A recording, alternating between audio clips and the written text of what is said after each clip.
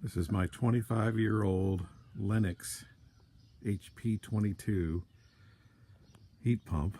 It is stuck in emergency heat mode, fan not spinning. I'm having a chronic problem with it. Here in the back, I'm going to remove the back panel. And right down here, this button is constantly having to be reset simply by